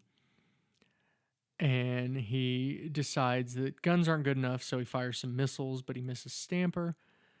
And true Do you notice first, he has to shoot, this is how they wanted to really make it seem realistic. The missiles, he had to shoot the bottom of it, the hydraulic system, so he could turn the missiles, inward to shoot inside the boat because it was probably prevented from shooting inside the boat. That's how realistic they make these Bond movies. Carver's just watching the whole time, as a villain does. Right. Standing on a balcony, watching all the action. Wayland takes out the last two guards. There's some stuff that gets knocked down. Bond does emerge from that wreckage, and Wayland does get caught by Stamper. Carver knocks Bond down, but then takes too long to kill him. Way too long. Hang on. Yeah. Have we gotten to the part where Stamper brings Wayland out? Bond's firing the missiles at Stamper, okay? Yes. And he fires the missile, and missiles are very slow in movies, which is the great part about them. But he fires, and Stamper just has to duck, and the missile goes over him. I wrote remember in my journal, I wrote, bad guy ducks. And when I was watching today, and I'm reading my notes as I'm watching, I'm like, bad guy ducks? What kind of ducks did they have in this movie? I don't understand what's about to happen. And then he fires the missile, and Stamper has time to duck for the missile to go over his head. Bad guy ducks. I mean, it's a good thing they only did that once in this movie. It's not like they had a part earlier in the movie where somebody shot a rocket right through two windows. Through the windows of the car. Exactly. So, moral of the story, when someone's shooting at you, just take the time to duck, Mike. So as we said, Carver knocks Bond out, but takes too long to kill him. So Bond activates a sea How many drill. concussions do you think this is for Bond? That's a lot of concussions. Bond activates the sea drill, and which fortunately, the way they hang the sea drill is facing Carver. It's on an apparatus that's hung from the ceiling. Yeah. And fortunately, the sea drill is on that apparatus on that track. It's aimed directly at the control panel of the ship. Yeah. And the track continues onto the part of the ship where the control panel is. I mean, you never know when you'll need to send the sea drill into the control panel part of the ship. At an invader. Somebody's invading. Exactly.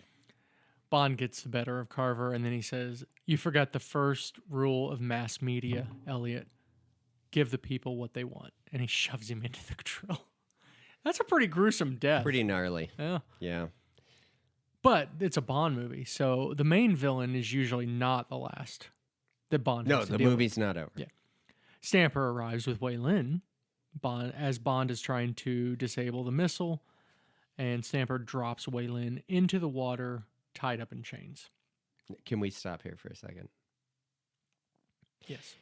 If I'm ever dropped into the water on a chain and I'm tied in the chain, the first thing I do, I have these things called hands, and I would grab the chain and I would climb up that chain. There was a chain around her, like torso. She couldn't. She was completely like. Are you sure her hands weren't free? Yes, her hands were not positive? free. I'm positive. I'd have found a way to climb up that chain. I'm just telling you. I mean, you are a runner. You're more athletic than most people. But yes, I understand what you're saying. But yes, you would climb up if your hands were free. All right. We should have, like I said, done a count of how many times Bond's last fight is with a henchman as opposed to the main villain. Yeah. Bond eventually, he's fighting Stamper. He eventually does trap him on the missile launch thingy. Yeah, he hits the thing so the missile slides back and traps his leg between the missile and whatever the back part of the missile is. Bond's trying to escape, but he can't get his zipper off. And 007 is having more difficulty getting that zipper off than you, Charlie, had trying to get the zipper on to the back of your Celica convertible. Oh my gosh, was that difficult. I know. If I'd been trying to get it out of there, I would have just used a knife like he did. This is not the first time. Like, he undoes his shoe, right? On the back of an airplane that's flying. Gave him the boot. Yeah. Yeah. Charlie has a 1985 Toyota 85. Celica yeah. that he had to drive for a little bit, and it has It's a convertible. And they're got a removable back window. Yeah. And that window is very heavy. It's made of glass. Yeah. And getting it back zipped up was a challenge that took me many months. Yeah. Bond, after he dispatches with Stamper, Bond dives down into the water, gives Waylon some mouth-to-mouth, and then unties her. That whole stuff, that was all Pierce Brosnan and Michelle Yeoh. That was pretty cool. They did all that in the water. We go back to MI6. M is releasing a statement announcing that Carver is missing, presumed dead. I think he probably died. I think he got drilled pretty good there. I think so. We now go to Bond and Waylon. They're outside of the ship because the ship's blown up at this point. There's a rescue boat trying to find them, but they ignore it and make out on a raft. No, was that a door? Was she on a door and he tried to climb onto the door? Like a Titanic situation, but not as cold. Exactly. Waylon says, they're looking for us, James. And Bond quips, let's stay undercover. So we get Slap and Tickle, number 3, with Waylon. And yes, this counts as Bond on a boat. Oh, part of a boat is a boat. Yes. You're in the water and you're floating and it's part of a boat. It's a boat. Now, I think the logistics of this might be much more complicated because it's only a very small piece of a boat. So that's it. That's Tomorrow Never Dies. Got a few trivialities. The worst title of all time. Got a few trivialities. They were unable to film like the studio, soundstage scenes at their normal GoldenEye studio. Oh, okay. Which, if you remember from the last episode, was like an old Rolls-Royce factory. Mm-hmm. There was some weird, random little movie called The Phantom Menace by some director, George Lucas, that was being filmed. I think I've heard of at the that time. guy. Yeah. So they couldn't. As we said earlier, the original title was Tomorrow Never Lies. Elliot Carver was originally Elliot Harmsway, pretty on the nose. And then it was that's such a British name. And it was Elliot Shroudsway.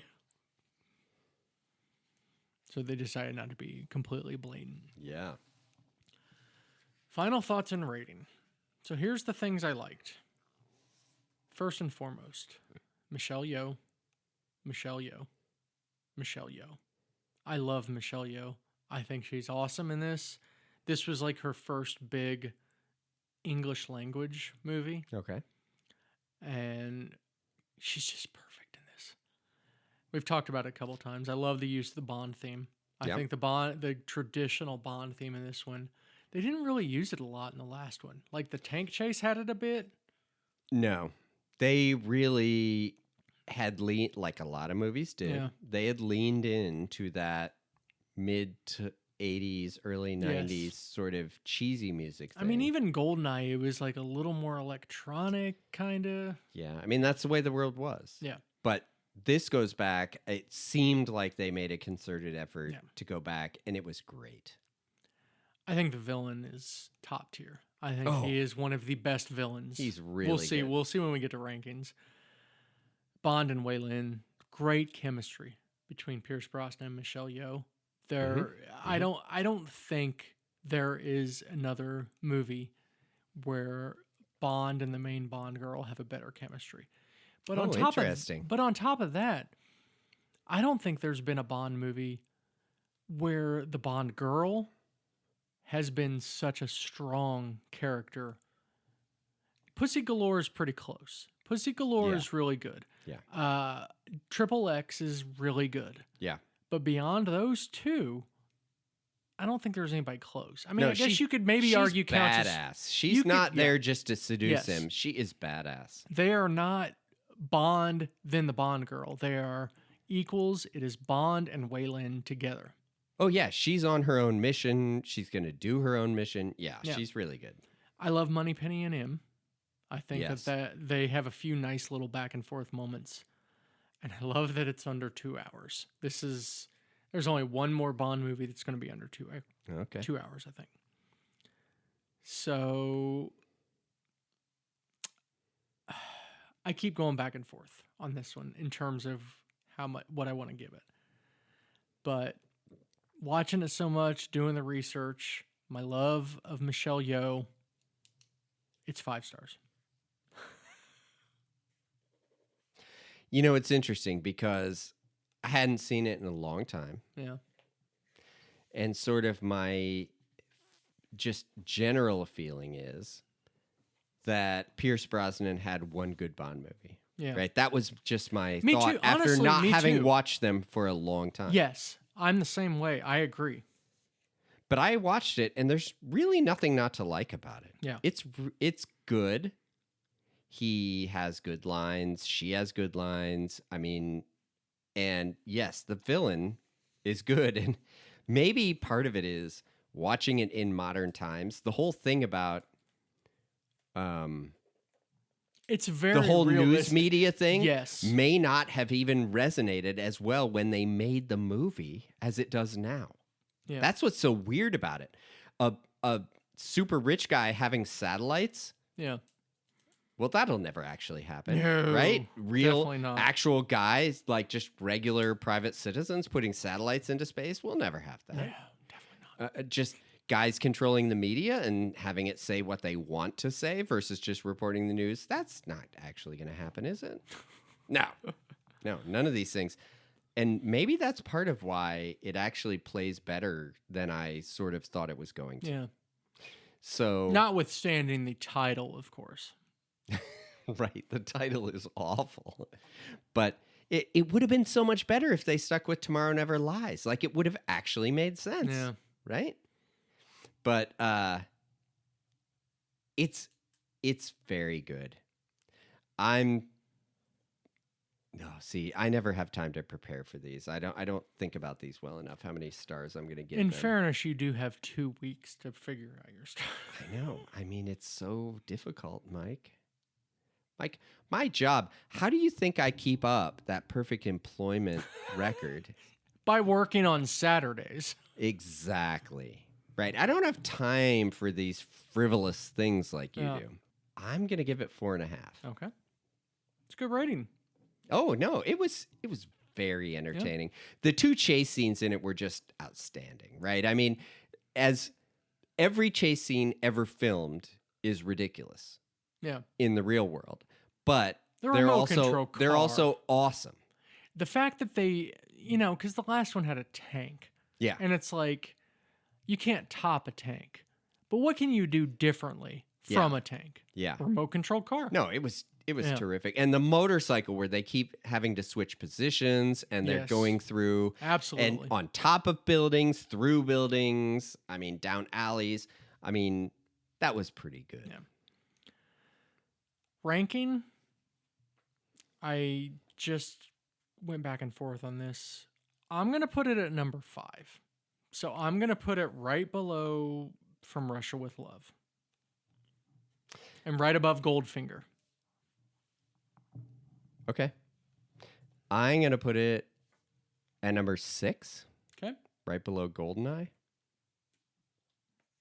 I mean, I know you had Goldeneye. Obviously, Goldeneye's number 1 for me. So yes, Exactly. it is not as good as Goldeneye. But It's good. I mean, I was expecting not to like it and think it would be cheesy, but it was very entertaining. What did Becky think of it? I think she liked it. Countess Tracy was not a huge fan. Oh, is that right? We'll see where I'm curious to get her final thoughts on it. But she did not. She thought it was, as the kids say, mid. Okay. Is that what they say? That's now? what they say. I honestly don't know what they say. We have 2 theme songs.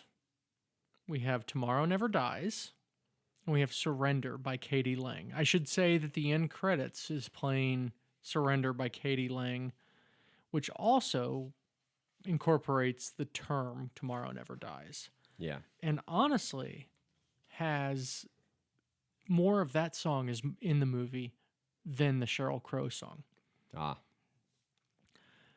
So this is the first Bond movie where we have 2. You could almost make the argument for License to Kill because they do have that "if you ask me to" at the end, but I don't think it was really integrated into the movie. No. But this one, they definitely both were.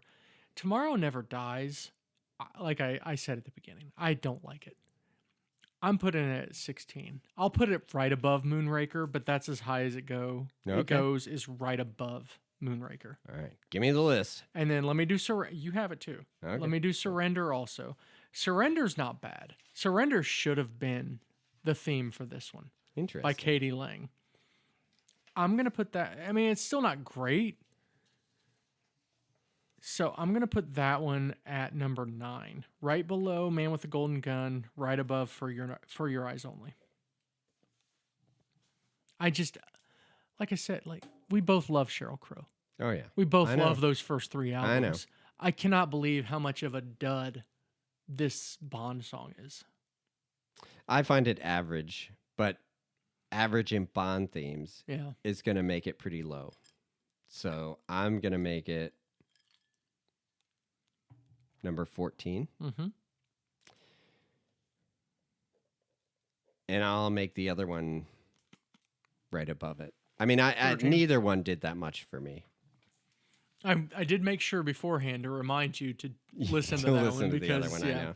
But neither one did all that much Yeah. for me, right? They're not as good as I felt that a lot of them. Surrender was a pretty good traditional Bond theme. So that's It's why I thought fine, a little but more it's highly nothing. of it. It's not all that. it's not We haven't that had great. memorable ones in a bit here. Our slap and tickle count is up to 42. I honestly didn't think that James Bond had that much jazz, but he definitely does. Wow. And our Bond in a boat count is now at 10. So 10 out of 18. Who knew we were going to get back to one? But I know. 100% this counts. He's in the middle of the ocean. Yeah. He's in the South China Sea, dude. Yeah. Like, that's hardcore. And I'm going to be completely honest with you. I don't remember the next 2 that well. I don't know if there's another Bond in a boat count. I don't think there's one for Daniel Craig, but I don't know for sure on the next 2. Well, one, he's on ice the whole time, so I don't know, but Yeah. we'll see. That's in the it. Fortress of Solitude. Yeah. And that's it. Next episode, The World Is Not Enough. The world is not enough. I agree. Thank you, Charlie. Thank you, Mike. We hope you enjoyed this episode of Bottled in Bond. If you'd like to send us a message, you can do so at bottledinbondpod@gmail.com. Till your next briefing, pour yourself a drink, light a smoke, and find yourself a spirited companion. Goodbye.